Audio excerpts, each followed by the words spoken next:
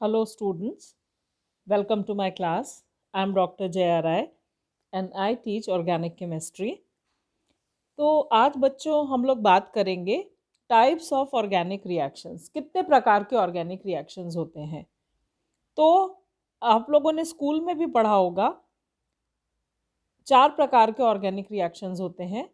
प्रतिस्थापन अभिक्रियाएं या सब्स्टिट्यूशन रिएक्शन, योगात्मक अभिक्रियाएं एडिशन रिएक्शन, विलोपन अभिक्रियाएं या एलिमिनेशन रिएक्शन और पुनर्विन्यास अभिक्रियाएं या रीअरेंजमेंट रिएक्शन।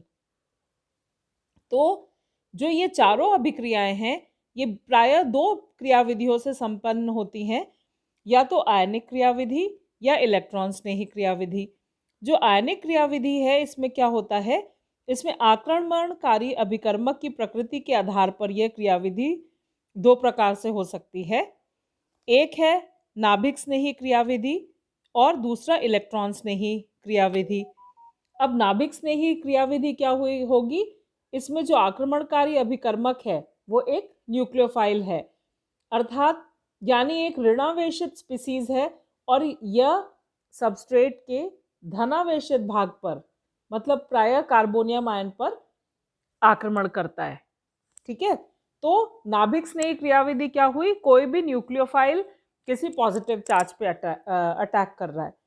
और इलेक्ट्रॉन स्नेही क्रियाविधि क्या हुई, इस प्रकार की क्रियाविधि में जो आक्रमणकारी अभिकर्मक एक इलेक्ट्रोफाइल यानी धनावेशित स्पीसीज है, तो धनावेशित है तो वो किस पे जाएगा, इलेक्ट्रॉन रिच पार्ट पर जाएगा, तो यह सबस्ट्रेट के ऋणावेशित हिस्से पे आक्रमण करती है।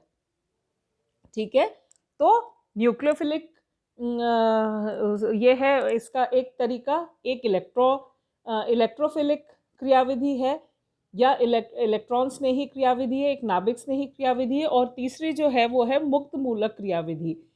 इसमें क्या होता है कि इस प्रकार की क्रियाविधि में सामान्यतः मध्यवर्ती स्पीशीज एक मुक्त मूलक होता है। ठीक है, तो अब हम लोग डिटेल में पढ़ेंगे। तो सबसे पहले आपको मैं सब्स्टिट्यूशन रिएक्शन बताऊंगी, प्रतिस्थापन अभिक्रियाएं बताएंगे। तो सब्स्टिट्यूशन क्या हुआ, जैसा शब्द बता रहा है कि कोई चीज को हटा देना, सब्स्टिट्यूट कर देना, मतलब उसकी जगह कुछ नया आके जुड़ जाना। तो यहाँ आप देख रहे हैं, सपोज ए बी और एक्स वाई ये 2 स्पीसी मॉइटीज है, ये आपस में रिएक्ट कर रही हैं। तो ये क्या बना, यहाँ से बी को एक्स ने सब्स्टिट्यूट कर दिया, तो ये ए एक्स और बी वाई का फॉर्मेशन हो गया। तो यहाँ पर क्या हो रहा है कि जो ये अभिक्रिया है इसको हम लोग 3 भाग में वर्गीकृत कर सकते हैं। जो सब्स्टिट्यूशन रिएक्शन है, जैसा अभी पहले ऊपर बताया, ये 3 प्रकार से हो सकती है।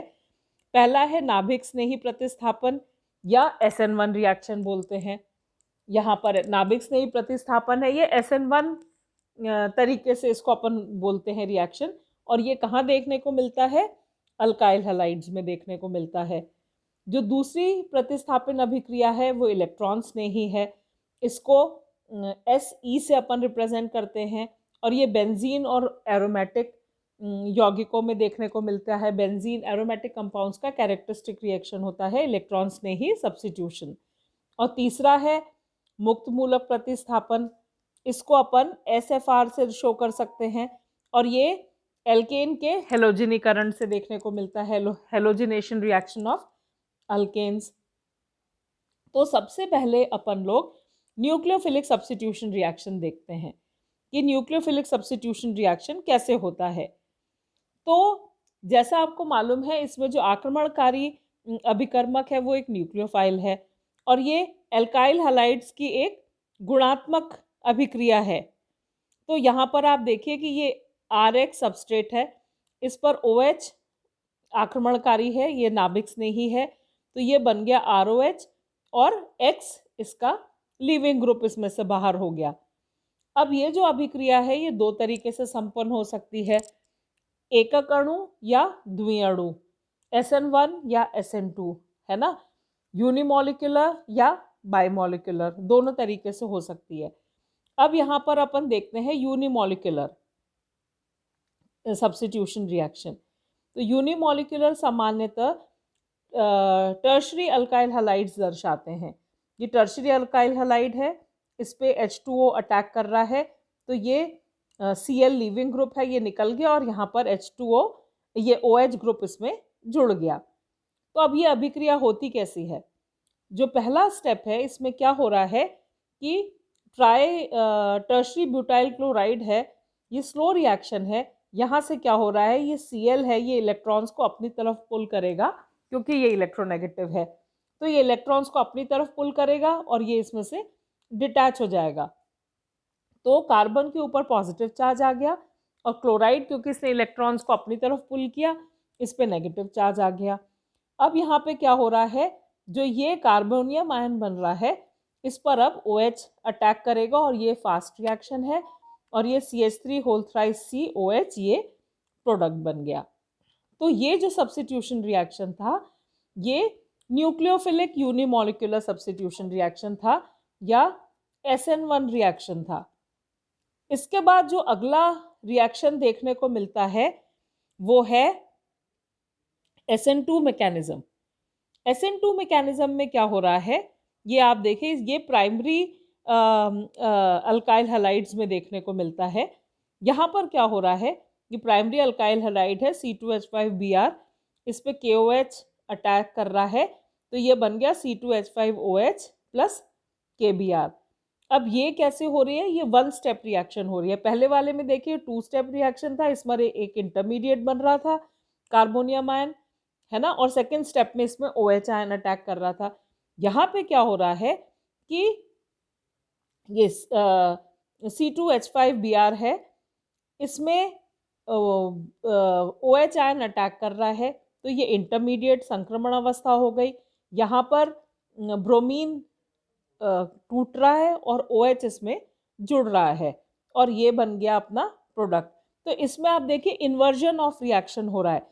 जो शुरुआती रिएक्टेंट था इसमें ब्रोमीन था, वो राइट हैंड साइड को है, और आप प्रोडक्ट में देखिए कि जो OH है ये लेफ्ट हैंड साइड को है। तो यह जो रिएक्शन है ये SN2 मैकेनिज्म है, या इसको सब्स्टिट्यूशन न्यूक्लियोफिलिक बाइमोलिकुलर रिएक्शन भी बोलते हैं। ये अपन ने देखी न्यूक्लियोफिलिक सब्स्टिट्यूशन रिएक्शन। अब अपन देखते हैं electrophilic substitution reaction. Electrophilic substitution reaction में क्या है कि इसमें जो आक्रमणकारी अभिकर्मक है ये एक इलेक्ट्रोफाइल होता है और ये एरोमेटिक यौगिकों की क्या बोलना चाहिए, मतलब उसकी ये उसमें देखने को मिलते हैं, उसकी प्रतिनिधि अभिक्रिया है।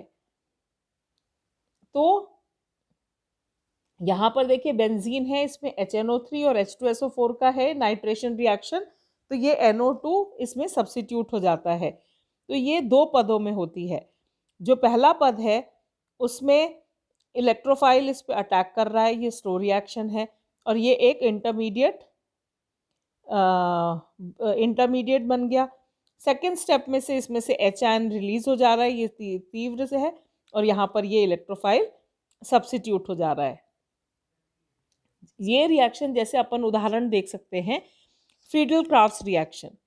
फ्रीडल-क्राफ्ट्स रिएक्शन में क्या होता है कि बेंजीन की अभिक्रिया CH3Cl के साथ इन प्रेजेंस ऑफ AlCl3 कराते हैं, तो क्या पाया जाता है, टॉलुइन का फॉर्मेशन हो जाता है और HCl इसमें से निकल जाता है। तो ये जो फ्रीडल-क्राफ्ट्स अभिक्रिया है ये अपने को ये है फ्रीडल-क्राफ्ट्स रिएक्शन, जो ये इलेक्ट्रोफिलिक सब्स्टिट्यूशन रिएक्शन इसमें एग्जिस्ट करता है। तीसरा जो रिएक्शन है वो है फ्री रेडिकल सब्स्टिट्यूशन रिएक्शन।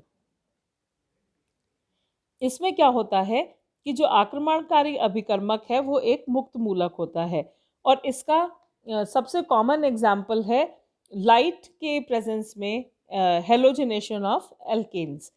यहाँ पे क्या होता है, जो ये बेसिक रिएक्शन है, ये अल्केन्स है, इस पे क्लोरीन के साथ में अभिक्रिया होती है in presence of ultraviolet light, तो ये RCl प्लस HCl बना दिया। अब मुक्त मूलक ये किस तरह से होती है, ये 3 पदों में होती है। जो फर्स्ट स्टेप है वो है श्रृंखला का प्रारंभ करना या इनिशिएशन, चेन इनिशिएशन।